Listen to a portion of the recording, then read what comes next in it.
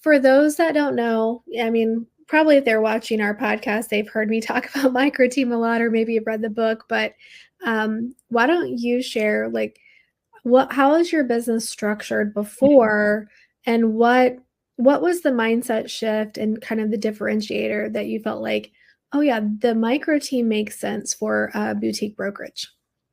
Yeah. So before, for the past, 10 years, really, my dad and I have functioned almost as like a uniperson. We share an email address.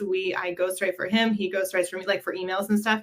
And I just, hey, I'm signing this for you. And like on emails, nothing legal, but, we always are in the know on all of our deals.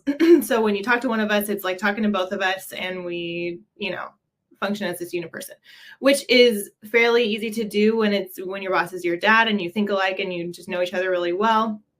And it's not so easy to do when you add a third person. And we needed a third person, so we added this licensed agent who we actually sold her house like 8 or 9 years ago, and she was great. And then she got her license a few years back, we noticed, because she signed up for like another like coaching type program that we had some affiliation with. And so we saw her like sending out like their material, and we're like, hey, she got her license. And so we hired her on, and then we're like, we gotta hire her. Like, she's ready to join our team, but we got to figure out the details. And three's a crowd when you're trying to be a uniperson.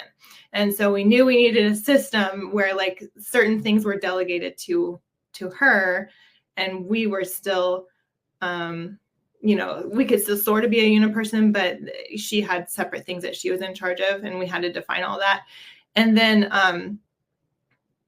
what was I going to say? Oh, we also it was very important to us that we are the face of the business still, and she is not, which sounds kind of terrible. I mean, I'm getting used to saying it, and I'm like, I need to find a better way to say it. But the truth is, like, it's our business. It's my dad's business, and someday will be my business. And I don't want those clients to come back and call her cell phone when they're ready to transact again. I want them to call my cell phone or call my brokerage, office number or my email. And so, figuring out how to do all that. And that was one of the things that we talked to you about it on our call when we were kind of feeling you guys out, like, this is something we want to do. Mm-hmm. And you were like, yeah, of course. Everybody says that, and everybody's concerned about that. And I have like a way of making all that work. And we're like, oh, okay, great. And so that has been, so we've defined her role pretty well by now. Thanks to the fact that you kind of have all these job descriptions like written out. Like, everybody's kind of familiar with like a sales agent, but your tweak on that is a showing agent, which I love, and works out a lot better for like, down the road client retention type stuff. Yeah. And then, listing partner / listing coordinator, whatever you choose to call that. And you have a couple other roles that you've defined, and it's a plug and play thing. And we are finding that to be very true. We have to tweak it and make it work within our own systems and our own, to-do plans or action plans in our CRM and stuff. So there's a lot of fine tuning, but the basic premise is that we can add this great person to our team, and they, are not going to like steal the show, even though they're amazing.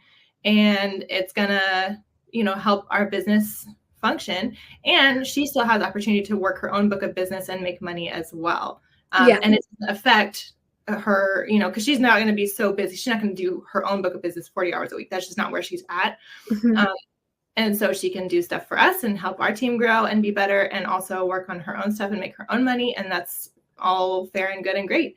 And so, that has really changed things. And so now that I want to say that we have like everything all figured out with her, and like we have all of our fine tuning done, we do not, because as you know, like, I think the third week into my coaching program, I got super, super, super, like the sickest I've been in my life, and pneumonia, and sinus infection, and lung infection, and all the things, and was pregnant, and, ended up in ER.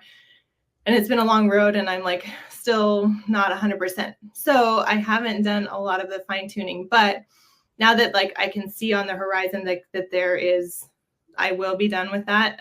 Hopefully like before the end of the year is kind of my goal. Now we have to look into the future and say, okay, in 4.5 months, I'm going to have an infant and I'm going to be wanting to cut back my hours significantly. Yeah. So what is our next hire? And so because of micro team formula, we've been able to figure out what that needs to be, and kind of how to go about not only like defining what that person will do and how they'll fit into our team, but like literally how to hire them. We'll have materials on like how to post a job description, how to write a good job description, how to kind of vet people, and tips and tricks on how to feel people out. And so I feel really prepared to take that next step in the next couple of months and get an assistant up and running for us. And not Mary, 40 you hours. have been like the model student for sure. And like she said, she had a major health scare. And of course, that was all while she was pregnant too. So that just compounds everything.